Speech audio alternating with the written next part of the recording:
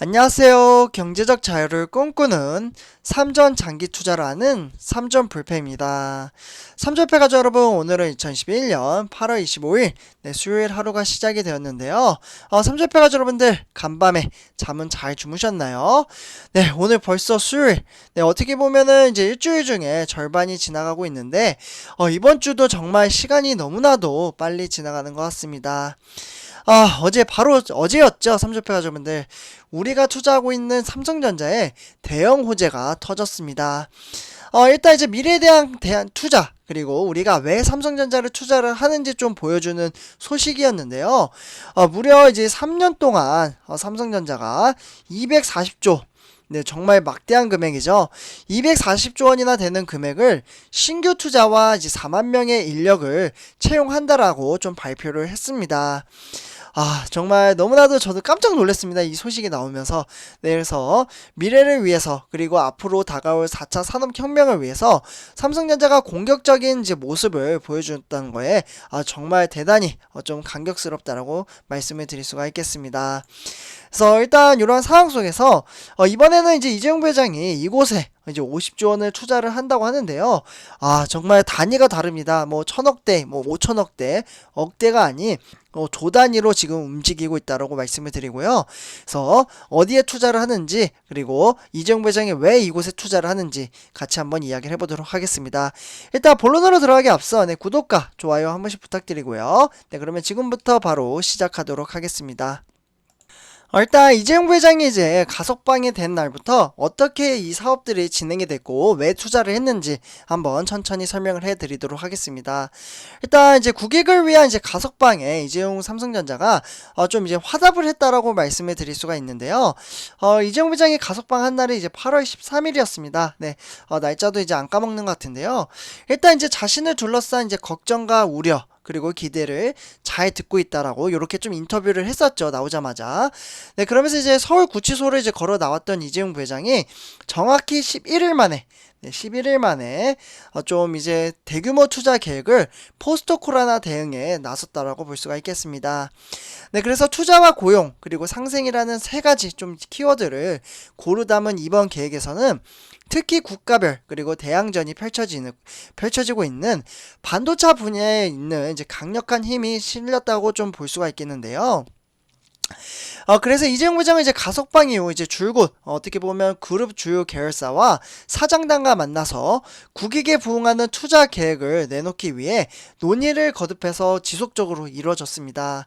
네, 그래서 가석방 당일이었던 이제 13일이었죠.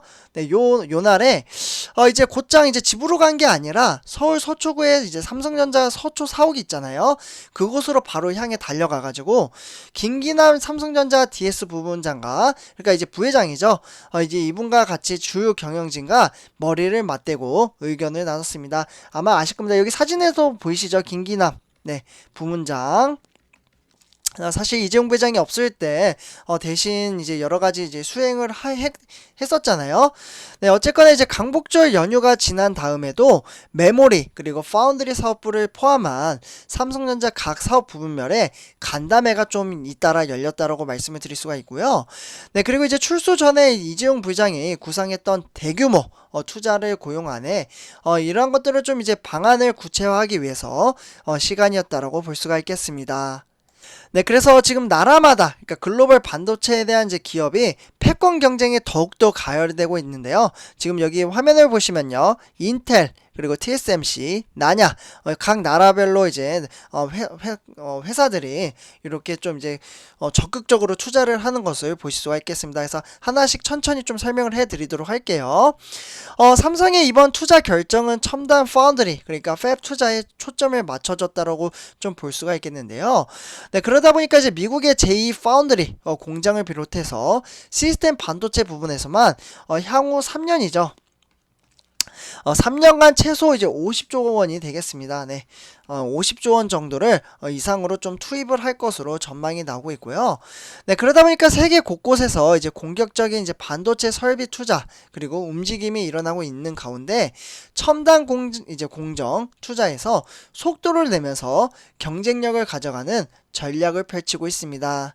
네, 그렇기 때문에 최근 글로벌 반도체 대기업들은 신규 칩 생산 설비를 투자를 했기 때문에 한창 이뤄지고 있다라고 볼 수가 있겠고요. 그리고 이제 올 초에 인텔이죠. 네, 여기에 지금 인텔이 나와 있는데 인텔 같은 경우 이제 IDM 2.0이라는 전략을 들고 나왔습니다. 네, 그래서 이러한 이제 전략을 통해서 이제 고객사 칩을 대신해서 생산하는 이제 파운드리 사업을 수십 년 만에 재개하겠다라고 발표를 했었습니다. 네, 그리고 이제 미국의 애리조나주 같은 경우 두 개의 신규 팹을 이제 세우고 나서 이곳에서 첨단 파운드리 라인을 운영하겠다라고 실제로 발표를 하기도 했었죠. 네, 그래서 여기 22조 원이 되어 있죠. 네, 그리고 이제 세계 1위인 이제 파운드리 업체인 TSMC 같은 경우 미국과 이제 미국의 애리조나주가 있잖아요. 여기에 첨단 파운드리 공장을 세우겠다라고 하고 있습니다. 네, 그래서 이제 일단 이러한 상황 속에서 조 바이든 이제 미국의 대통령이 이제 반도체 공급이 재편 움직임에 대응하는 미국에 어떻게 보면 이제 미국 내에서 이제 파운드리 6개까지 늘리겠다라고 실제로 이제 이야기를 하면서 상당히 긍정적으로 바라보고 있고요. 그리고 이제 공정에서 상당히 좀 앞서고 있습니다. 최근 들어서 이제 3나노미터의 공정 시험 양산을 세계에서 처음으로 시도하는 이제 어떻게 보면 퀄컴이나 엔비디아 이러한 이제 굵직한 칩 설계 기업의 파운드리 수요에 대응하고 있다라고 볼 수가 있겠습니다. 반면에 최근에 삼성전자 투자 소식은 사실 뜸했다라고 볼 수가 있겠는데요. 그래서 이제 5월달이었죠. 삼촌표자분들 5월달에 이제 김기남 부회장이 미국에서 열리는 한미 정상회담 요때 이제 당시 이제 170억 달러 우리나라 돈으로는 대략 20조가 되겠죠. 20조 원을 이제 들여서 미국의 현지의 파운드리 투자를 좀 단행을 하겠다라고 밝혔지만 최종 결정권자인 이재용 부회장의 부재로 인해서 좀 속도감이 좀 이제 투자에 진행을 못하고 있다라고 이야기를 한 적이 있습니다.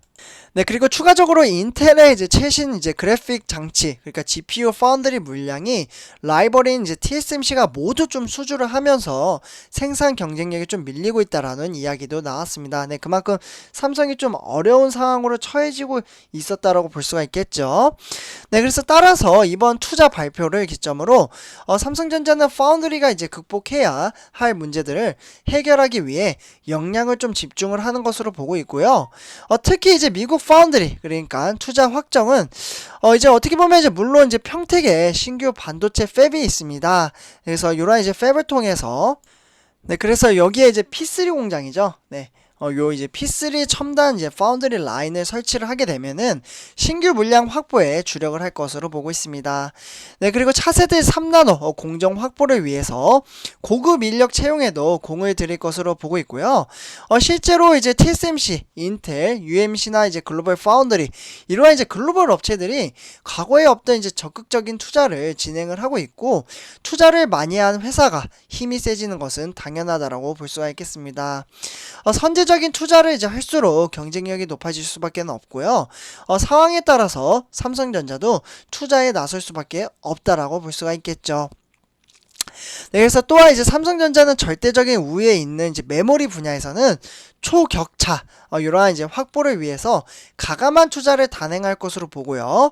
그래서 이제 경쟁사인 이제 마이크론은 극자외선인 EUV죠. 네, 요 이제 EUV를 통해서 공정을 좀 도입을 하지는 않고 10나노 4세대 D램을 삼성전자보다 먼저 생산하면서 세계 최초로 좀 기록을 남겼다라고 볼 수가 있겠습니다.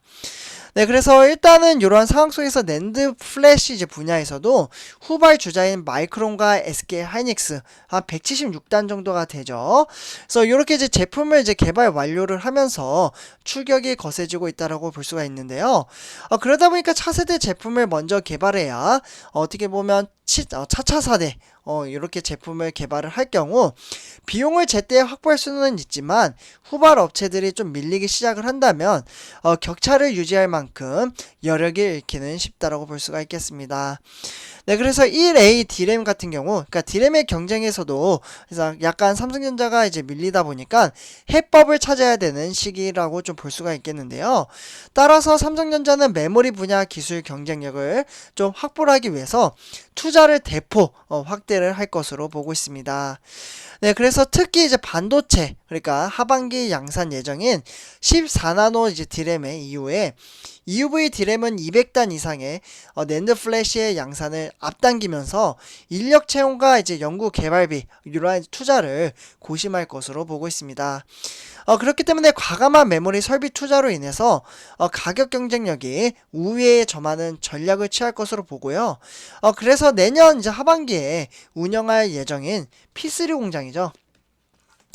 이 P3 공장 메모리 라인을 최대한 신속하게 가동을 하기 때문에 마이크론이나 중국 메모리 업체들이 따라할 수 없는 가격 정책으로 공고한 시장 점유율을 가지겠다라고 좀 이제 계획을 가지고 있습니다.